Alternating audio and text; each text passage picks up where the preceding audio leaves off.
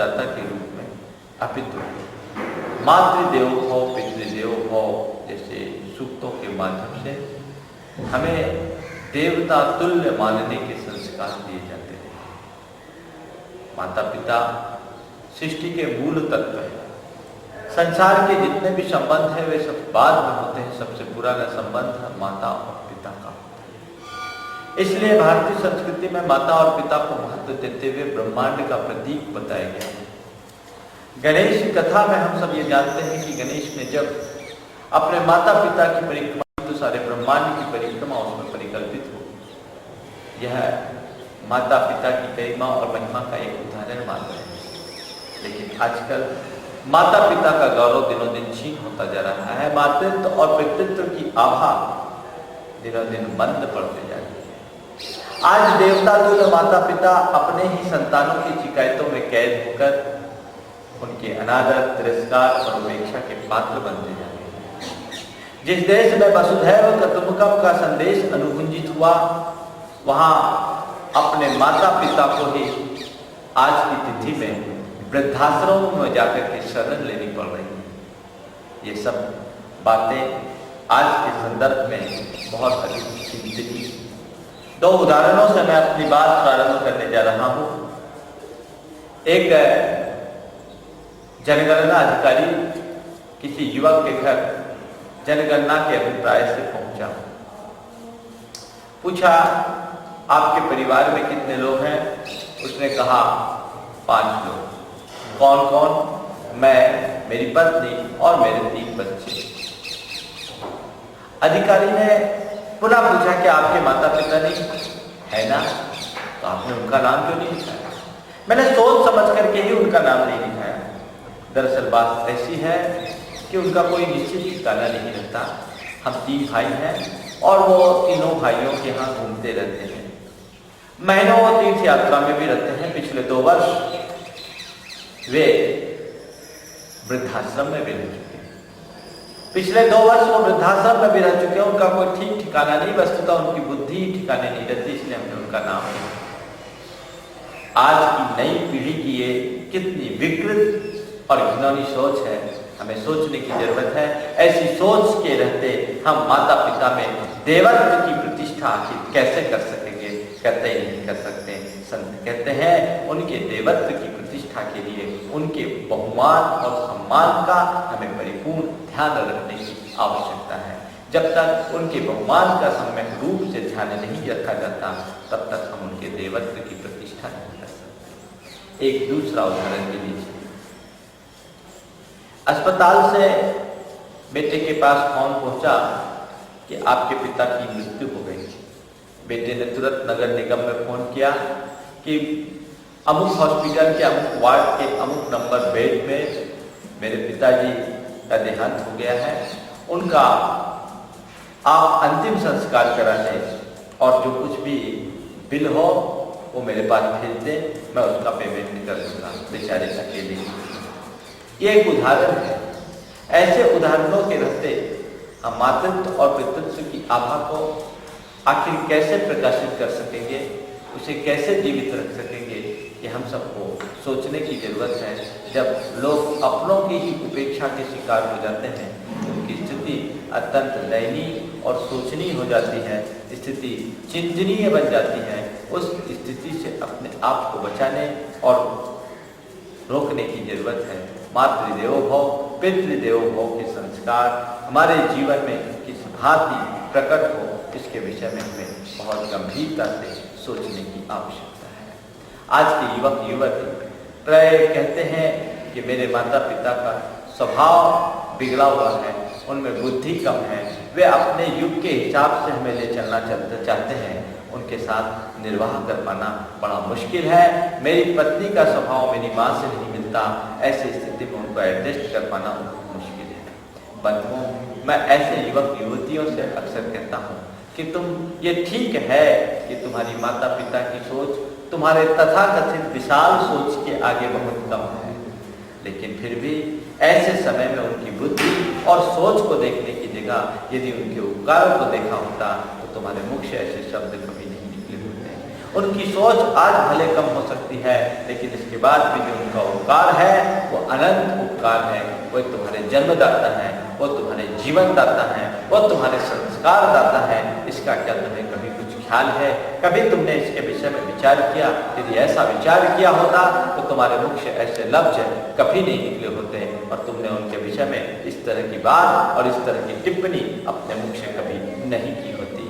तुमने विचार किया, तुमने तुम्हारे जन्म के लिए क्या किया। ये तो अच्छा है कि तुम्हारी माँ ने तुम्हें जन्म दिया, अन्यथा आज की पढ़ी लिखी माँ की तरह तुम्हारी माँ होती तो तुम्हें पेट से ही परलोक पहुंचा दिया होता। और अगर ऐसा होता तो तुम क्या इस योग्य हो पाते? तुम्हें विचारने की जरूरत है। माता पिता ने तुम्हें जन्म दिया, जन्म ही नहीं, तुम्हारे गर्भ में आने के पहले से ही उन्होंने तुम्हें संरक्षण दिया, तुम्हारा संपोषण किया। ये क्या कम है?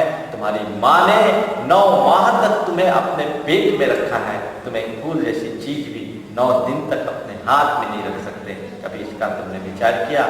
ये तुम्हारी माता पिता की कृपा का फल है, ये तुम्हारी माता पिता की स्थिति है।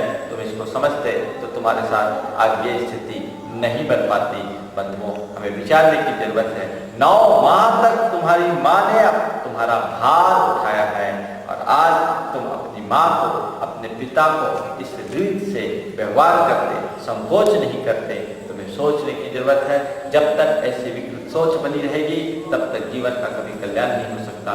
तुम्हारी गर्भावस्था के लिए तुम्हारी माँ ने तुम्हारे प्रति कितनी करुणा की है, सदैव तुम्हें अपने प्रेम, स्नेह और ममता के जल से सींचा है।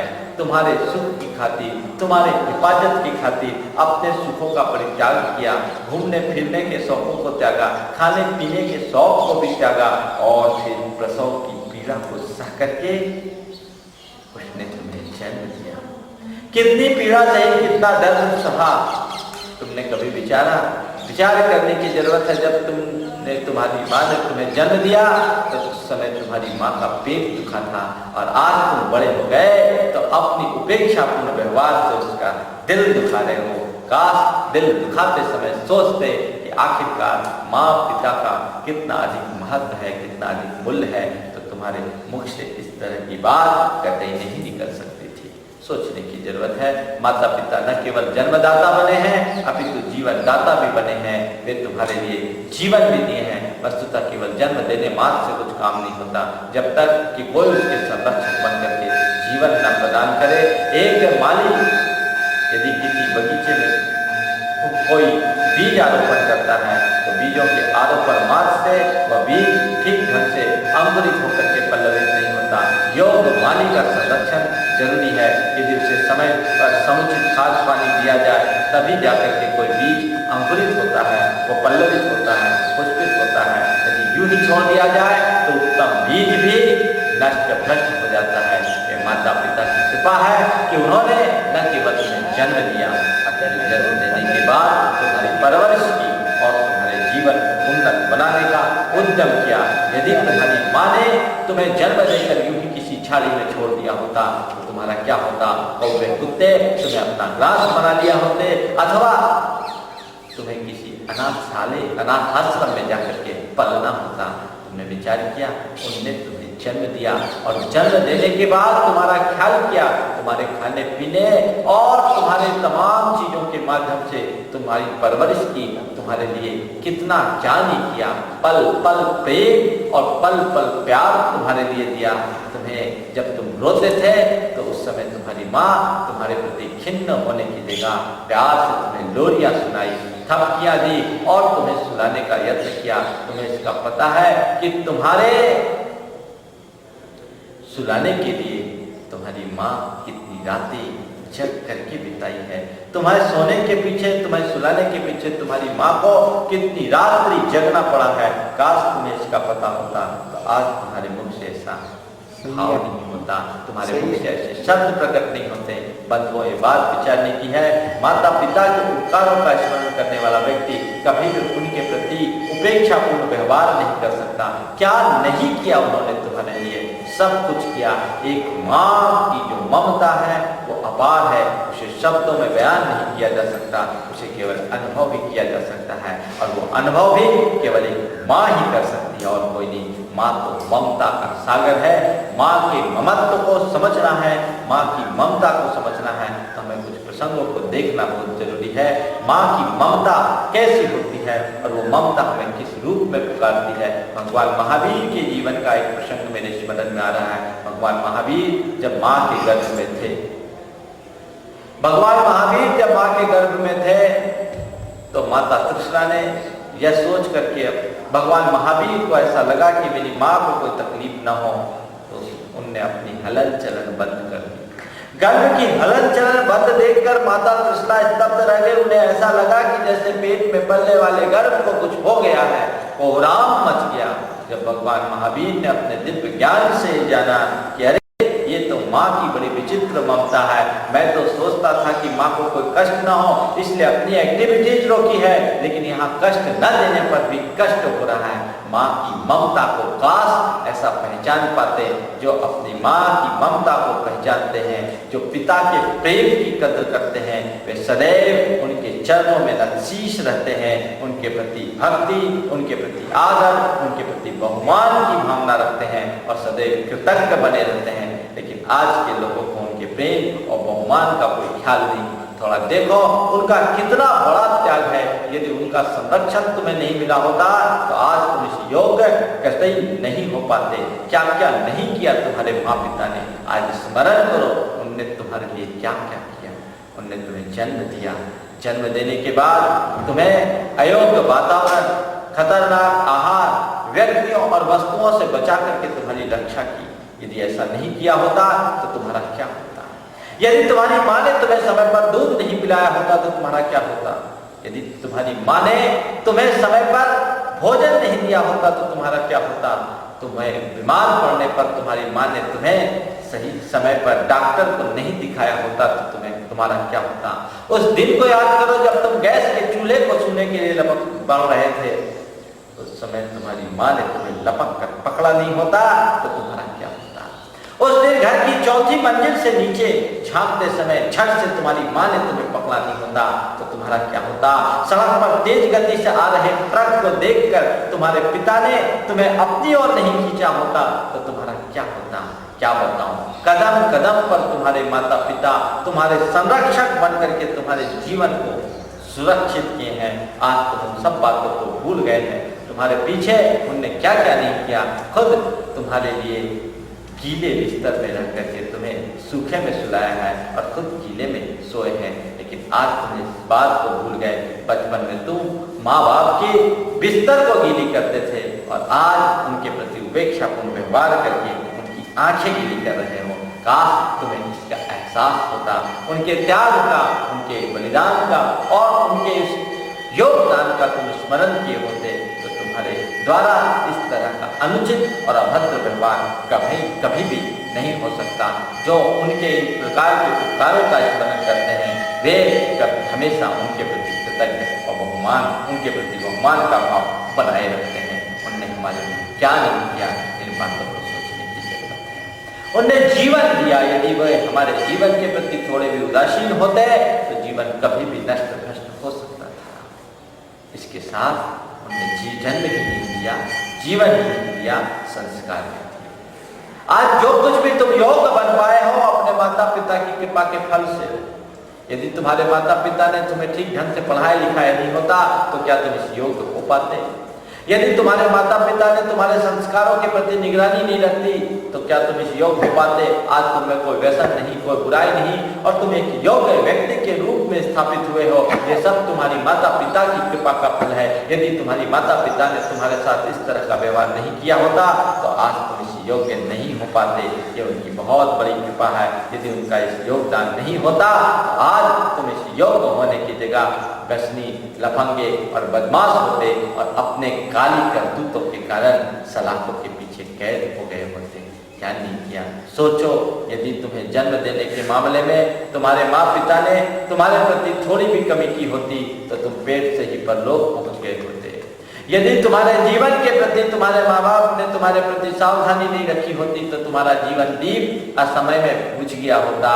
और यदि तुम्हारे संस्कारों के प्रति तुम्हारे माता पिता जागरूक नहीं होते तो तुम्हारा ये तुम इस योग्य नहीं बन पाते। सच में आज तुम्हारे जीवन में जो कुछ भी है वह तुम्हारी माता पिता की कृपा का फल है, प्रसाद है। तुम्हारे शरीर का एक एक बूंद खून भी तुम्हारी माता पिता का दिया हुआ है। नख से शीश तक ऐसा कुछ भी नहीं है जो तुम्हारे माँ बाप के द्वारा दिया गया नहीं है। सब कुछ तुम्हारे माता पिता का है और इस रहस्य को जो जानता है वो सदैव उनके प्रति बहुमान करता है। संत कहते हैं उनके उपकारों का स्मरण रखो और सदैव उनके प्रति कृतज्ञ बने रहो। ये कृतज्ञता और बहुमान सच्चे अर्थों में माता पिता की पूजा है, अर्चा है। माँ बाप के प्रति हमें इसी तरह का दृष्टिकोण रखना चाहिए। मेरे एक परिचित हैं, वे रोज अपनी माँ की सेवा किया करते थे। एक दिन उनकी माँ ने उससे कहा कि बेटे तू अब मेरे पैर नहीं दबाया कर, अब मुझे अच्छा नहीं लगता, तू बूढ़ा हो गया। बेटे तू मेरे पैर नहीं दबाया कर, तेरा पैर दबाना मुझे अच्छा नहीं लगता, अब तू बूढ़ा हो गया। माँ के ऐसा कहने पर बेटे ने, सज्जन ने कहा, माँ कैसी बात करती हो, जब तक माँ जिंदा है बेटा हमेशा बच्चा बना रह सकता है, वो कभी बूढ़ा हो ही नहीं सकता। बस वो माता पिता के प्रति ऐसा ही आदर्श दृष्टिकोण रखना चाहिए और जिस व्यक्ति के मन में ऐसा आदर्श दृष्टिकोण होता है सच्चे अर्थों में माता पिता के गौरव को जीवित रखने में वही समर्थ हो पाता है। लेकिन आज के समय में माता पिता अपने ही संतानों की उपेक्षा का दंश भोग रहे हैं। अपनों की उपेक्षा का आघात कितना होता है वे तो केवल वही जानते हैं जिन्होंने इसको सहा है, जिन्होंने इसको भोगा है, और अपनों की उपेक्षा के कारण उनकी स्थिति अत्यंत दयनीय होती जा रही है। एक व्यक्ति अपने पत्नी के कहने पर अपनी माँ को वृद्धाश्रम में भेज दिया। माँ अकेली वृद्धाश्रम में अपना दिन काटती।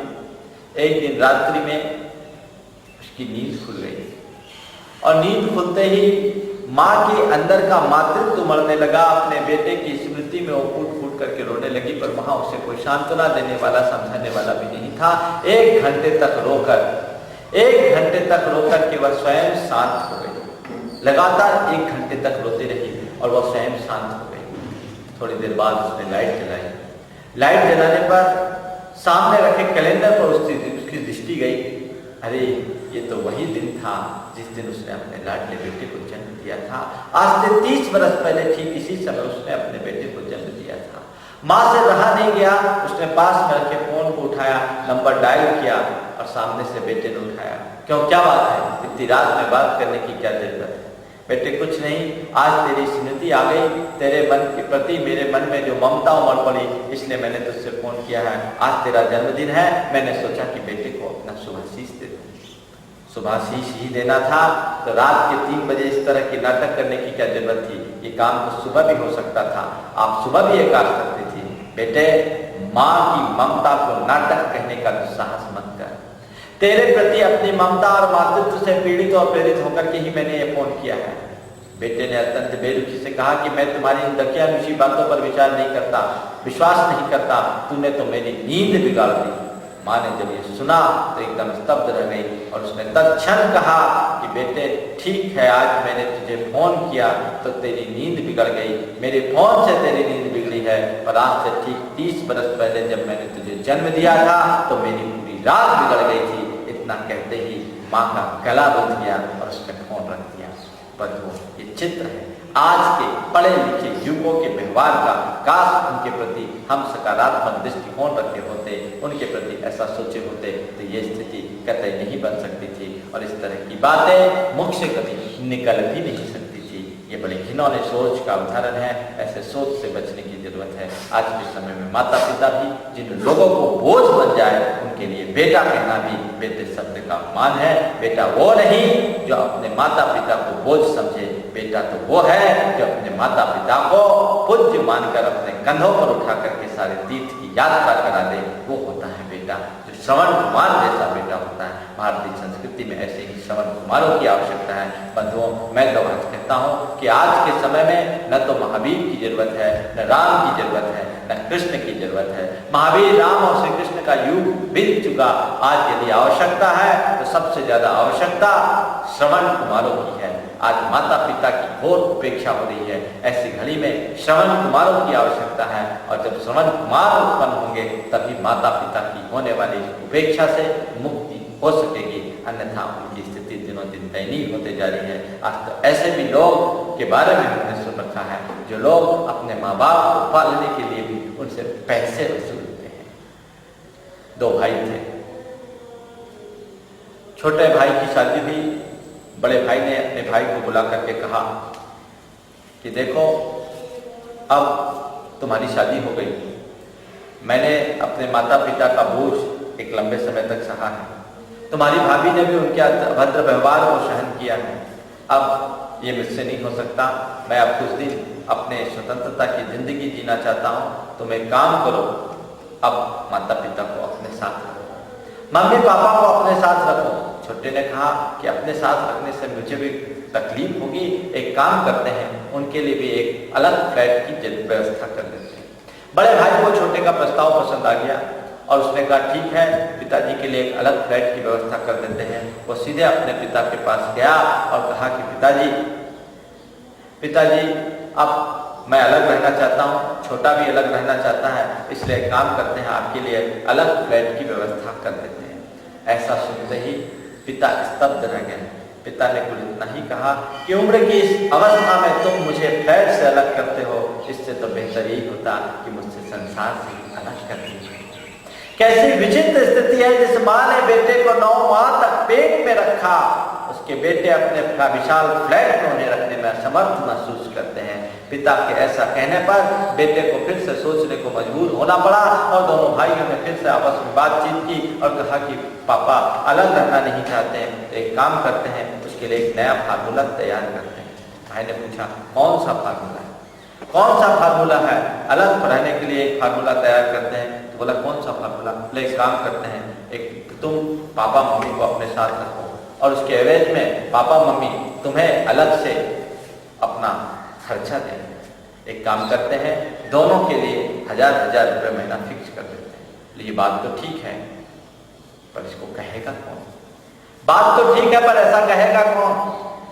बेटे ने कहा, बड़े ने कहा मैं करूँगा। वो गया अपने पिता के पास और पिता से कहा कि पापा अब आप अलग नहीं रहना चाहते, तो हमने एक नया फार्मूला तय किया है। कौन सा फार्मूला? बोले कुछ नहीं, अब आप छोटे के साथ रहोगे, छोटे आपकी पूरी सेवा करेगा और आप आराम से रहेंगे, अपना भजन पूजन करेंगे, आपको किसी प्रकार की चिंता करने की जरूरत नहीं होगी। लेकिन इसके एवज में आपको 1000 रुपये अपने और 1000 रुपये मम्मी की, इस प्रकार 2000 रुपये महीने आप खर्च उठाना पड़ेगा, क्योंकि छोटा इतना खर्च उठाने में समर्थ नहीं।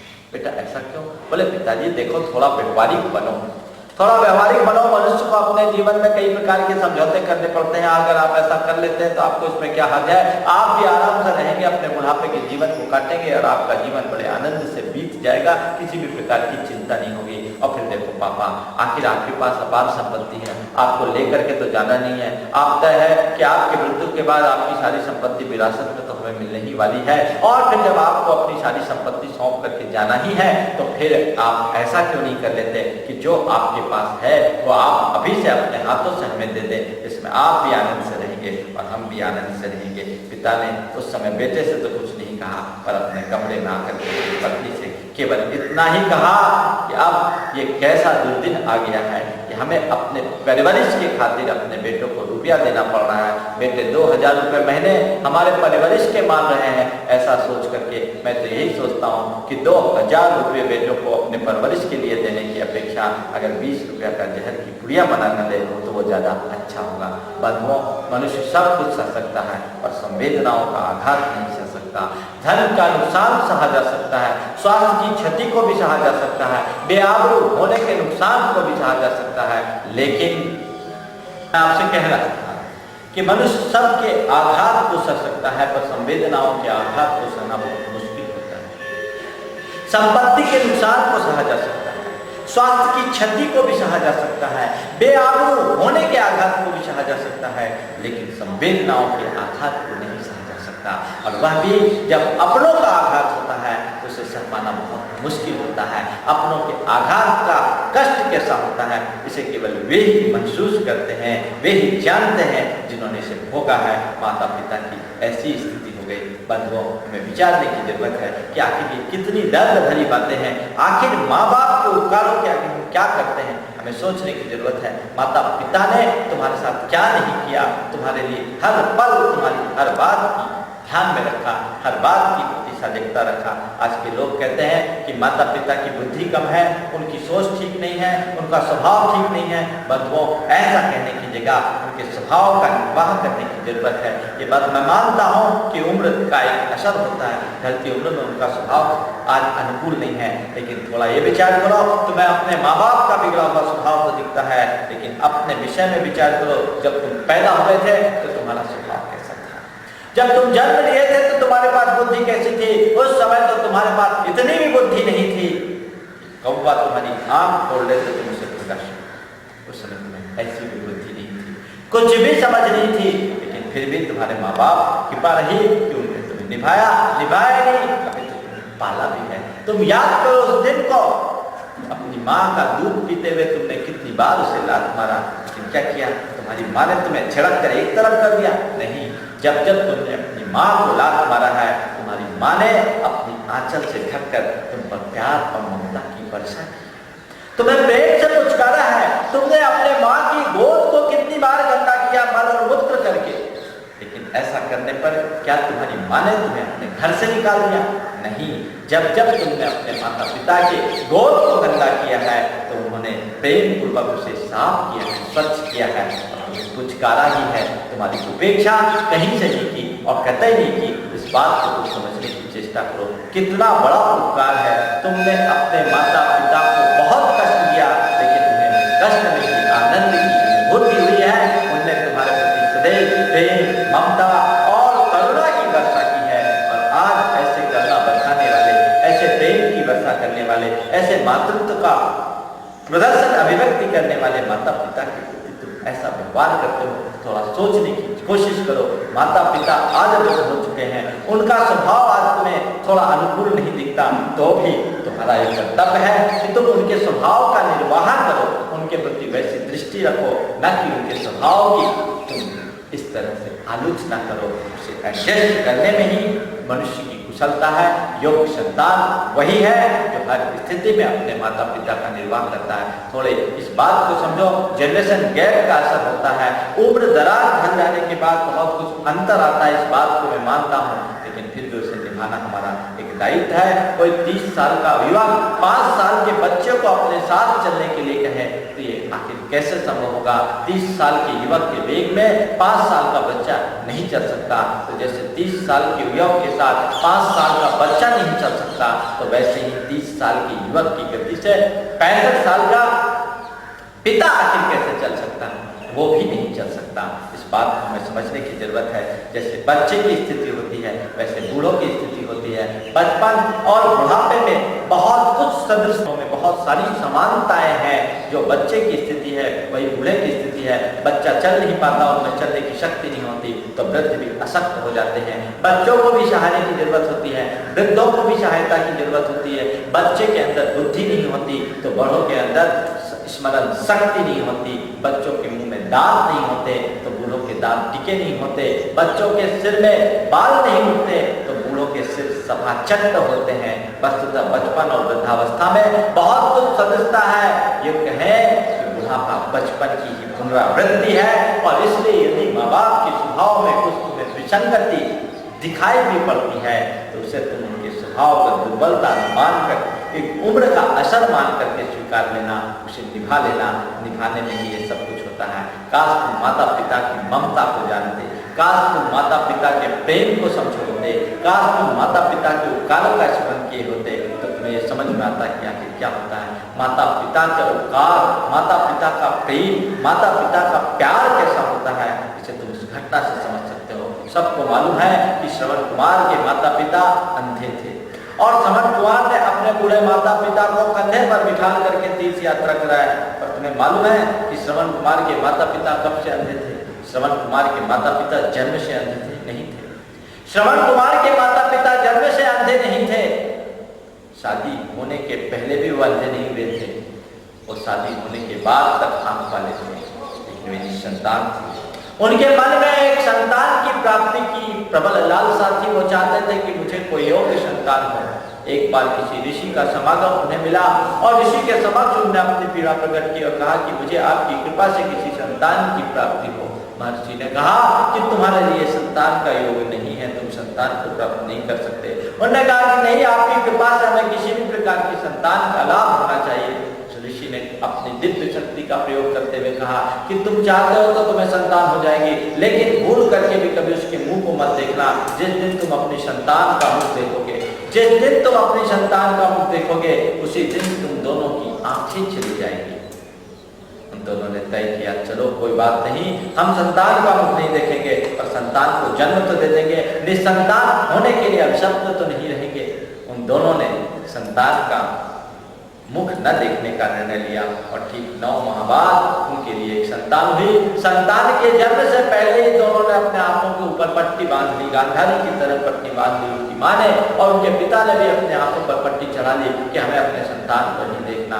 कई दिन, कुछ दिन तो ऐसे ही चला, लेकिन उनकी माँ के अंदर की ममता इधर से भीतर से हिलोने लेने लगी। एक दिन उनकी माँ ने अपने पति से कहा कि देखो, अब एक मन हो रहा है कि मैं अपने बेटे का मुंह तो देखूं। पिता ने स्मरण दिलाया, तुम उस बात को याद रखो, शापग्रस्त हमारा जीवन है कि संतान का मुख देखने के बाद हम कुछ भी देखने लायक नहीं रह पाएंगे, हम कुछ भी नहीं देख सकेंगे। इसलिए तुम इस पर विचार करो, यदि संतान को देखोगे तो फिर कुछ देखने लायक नहीं रहोगे, अपनी आंखें हमेशा हमेशा तो चली जाएगी। लेकिन माँ ने कहा, कुछ भी हो, मेरा मन अपने बेटे का मुंह देखने के लिए अधीर हो रहा है। हम कुछ देखे या न देखे, अगर एक बार बेटे का मुंह देख लिए तो सब कुछ देख लिए, बेटे के मुख देखने से ही हमें संतोष हो जाएगा। इसलिए मैं तो अपने बेटे का मुंह देखना ही चाहती हूँ। तो पिता ने कहा, जब तुम अपने बेटे का मुंह देखना चाहती हो तो मैं अपने बेटे के मुंह देखने से पीछे कैसे हूँगा। दोनों ने अपनी पट्टी एक साथ खोली और उस बेटे को निहारा, जी भरकर निहार भी नहीं पाए। 25-30 सेकेंड के अपने बेटे का मुंह नहीं देख पाए कि ऋषि के साथ के अनुसार दोनों की आंखें हमेशा हमेशा चली गई। बंधुओं, ये है माँ की ममता और ये है पिता का प्रेम। हर माँ, हर पिता का प्रेम, हर माँ और पिता की यह ममता ऐसी ही रहती है। काश आज के इस कलयुगी संतान इसे समझ पाती तो उनके प्रति कभी भी उपेक्षापूर्ण व्यवहार नहीं की होती, उनके प्रति इस तरह का दोषपूर्ण व्यवहार नहीं कर पाती। काश आप इस चीज को सोचने की कोशिश कीजिए। जिन माँ पिता का इतना बड़ा त्याग, जिन माँ पिता का इतना बड़ा योगदान, उनके प्रति ऐसा उपेक्षापूर्ण व्यवहार ये कतई शोभास्पद नहीं होता।